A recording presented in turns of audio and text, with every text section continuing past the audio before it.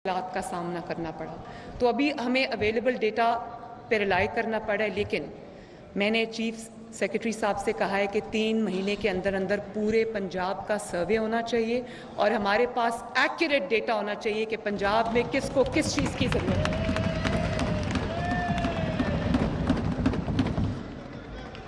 क्योंकि अभी data scattered है, पॉकेट्स में है, तो मैं ये समझती हूँ कि पंजाब के पास एक इफेक्टिव, रिलायबल, सेंट्रलाइज्ड डेटा की मौजूदगी बहुत ज़रूरी है, क्योंकि हमारे सारे इनिशिएटिव्स उसी चीज़ पर बेस्ड होंगे। अब मेरे दिल के बहुत करीब जो एक मेरा एजेंडा है, मेरा मिशन है, वो पंजाब के जो यूथ है उनकी ज़िंदगियों में बेहतरी लेकर आना।